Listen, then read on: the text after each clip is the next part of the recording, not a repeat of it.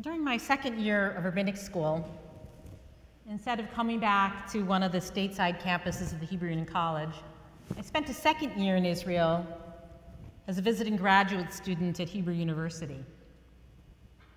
At Hebrew University, the faculty and staff are unionized, and there would be occasional strikes when classes would be canceled, something that I was not used to from attending university here in the United States. And so after making a mistake of going up to Mount Scopus, to the campus on a day when classes had been canceled, I learned to look around the campus for these bright orange posters that would tell us when there was going to be a strike. And I would look at the dates and put them down my calendar.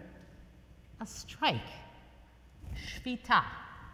I'd see the big words, Shin, Vet, Yud, Taf, Hey, Shvita. Shvita, I thought to myself, it's the same word as Shabbat. Shabbat. That Shabbat means to cease, to work. As we say in the Vishamru, Shavat vayinafash. God ceased from creating the world, from work, and was refreshed. Vayinafash. Or re-ensouled, as the word nefesh says. But I like the idea of Shabbat being a strike, because Shabbat is more than rest. It's a strike against the way the world is, that we're often defined by our work, by our careers, by making money, by acquiring things, by our accomplishments. But in order to get to the essence of who we are as human beings, to reconnect with our souls and our community, we need to strike. We're not going to work today. We're on strike. It's Shabbat. Chapter 7 in the book that we're reading this year, Sarah Hurwitz's book, is called Giving Shabbat a Chance. And she writes, I quote, "Modern life is almost defined by its relentlessness. Much as Pharaoh insisted that the Israelites produce more and more bricks in less and less time," argues Christian theologian Walter Brueggemann, "our modern market economy demands ever-increasing productivity and ever higher profits. To convince us to purchase all the items they're producing," Brueggemann explains, "companies subject us to a barrage of advertising pointing out our many deficits and flaws. If we just buy this product," we're told, "then we'll feel beautiful, thin, secure, powerful, loved, healthy. Whatever hole we have in our lives will finally be filled. But of course, there is always another hole," end quote. And all of this gets exacerbated by social media. How much more do we need Shabbat in our lives? As Sarah Hurwitz argues, there are 6 benefits of having a Shabbat in our lives. 1, it helps us to let go. 2, fight consumerism, materialism, and workaholism. 3, it's a mini holiday that injects joy into our lives each week. 4, it's an opportunity to connect to ourselves. 5, an opportunity to connect with others.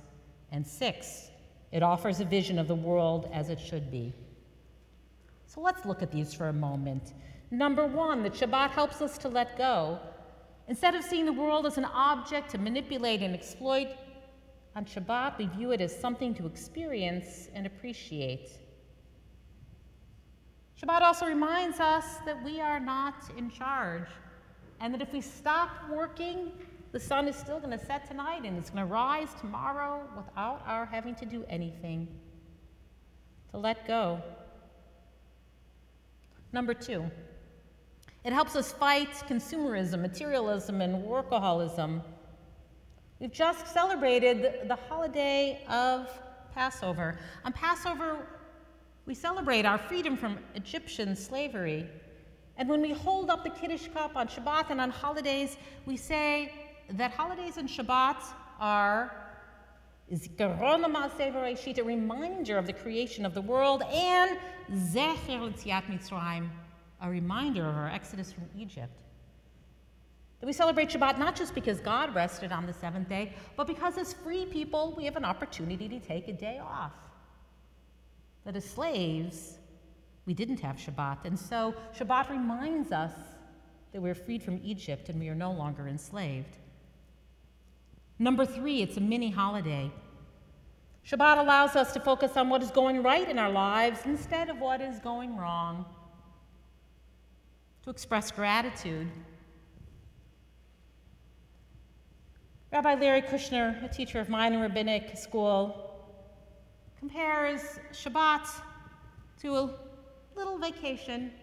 And just like when we get ready to go on vacation, at some point we put all our work aside, we shut down our computer, and we get in our car, we get on the plane, whatever it is, and we leave, and it's gone for the week, so too is Shabbat. Unfortunately, I think with the computer, that doesn't always happen when people go on vacation. But it used to be that when you went on vacation, whatever you left behind had to wait there until you came back from your vacation. And Kushner says Shabbat's the same thing. That as the sun is beginning to set, you say, oh, the cab is here. It's going to take me to the airport. Nothing I can do anymore. I gotta go. Gotta rest. Gotta have joy. It's an opportunity to connect with ourselves.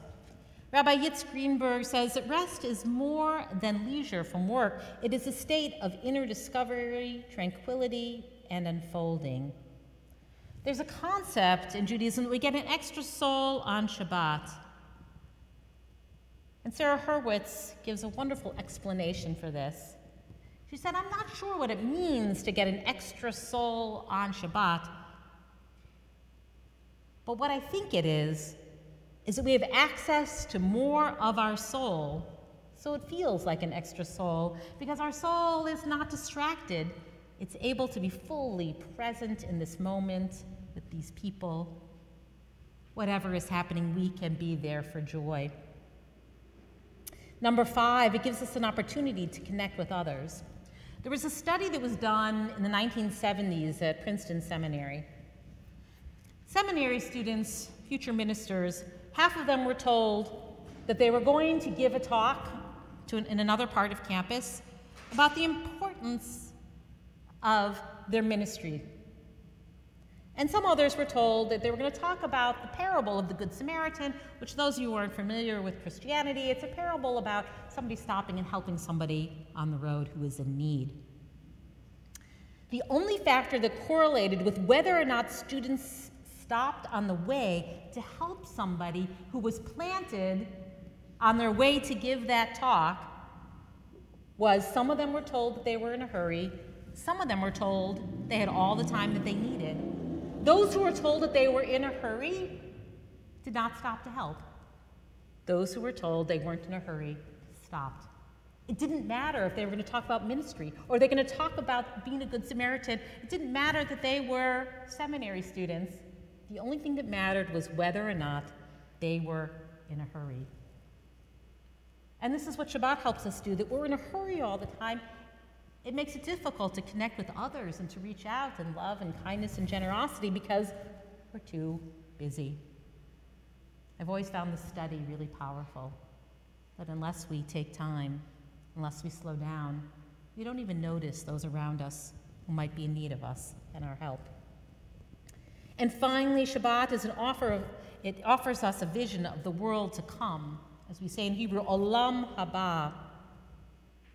We don't work because we don't have to, according to Jewish tradition. We don't work on this Shabbat because everything is as it should be. Everything is perfect. For one day, it's like we're living in the world to come.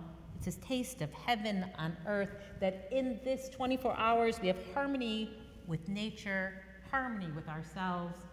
We don't have to work because there is nothing to do. And that with that vision of a world to come, it allows us in the 6 days that we do work, it inspires us to improve the world around us because we want all of the other days to look just like Shabbat. So why don't we observe Shabbat? Especially in a Reformed community, people find this to be difficult.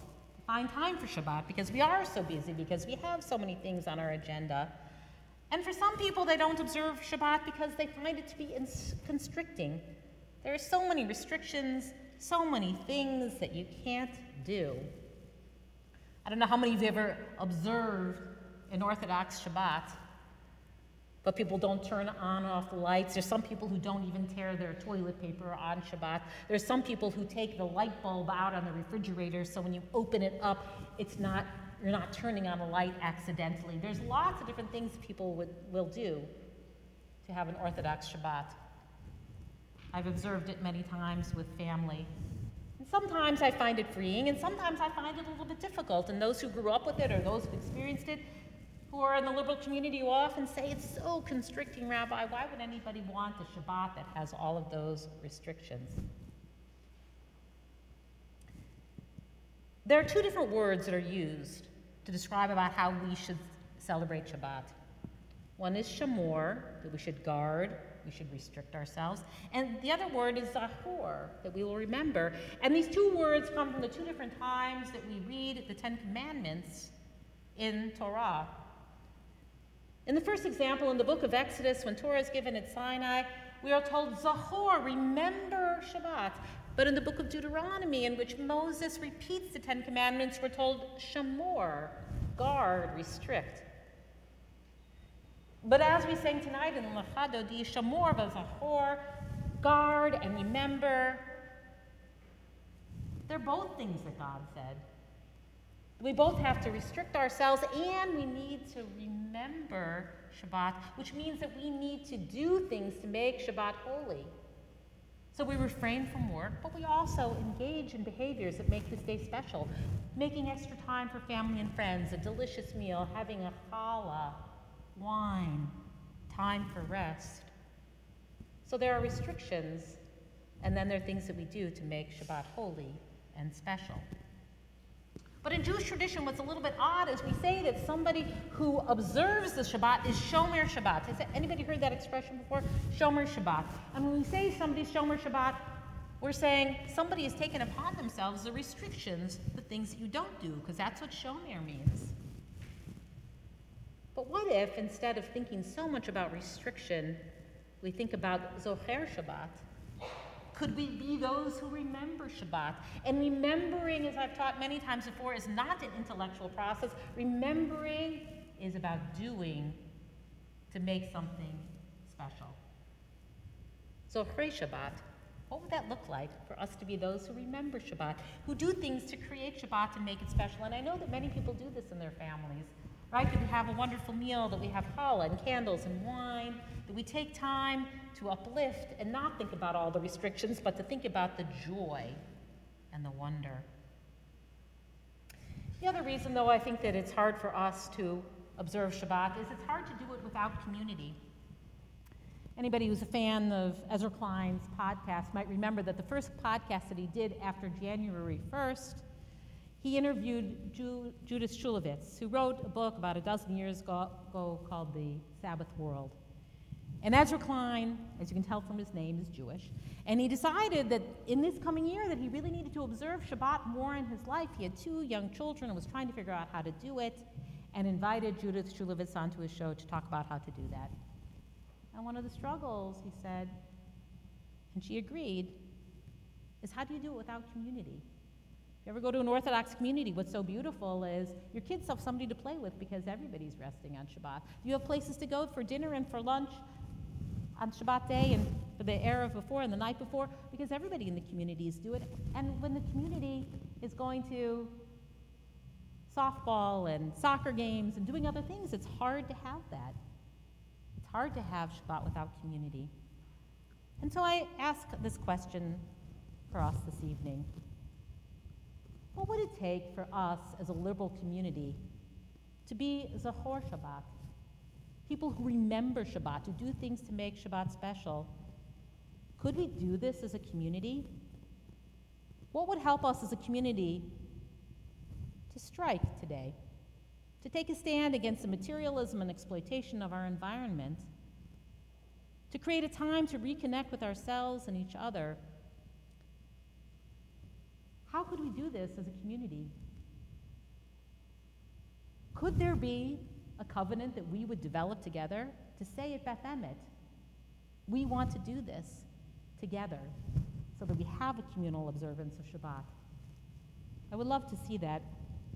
A number of years ago, there were some Reform rabbis who tried to create a Reform halakha, Reform way of looking at Jewish law and to create what those rules would be, and it didn't work out so well. Because Reform Jews tend to like to be independent and don't want to do those things. But could we do it? Could that be a challenge we could uphold? What would it look like?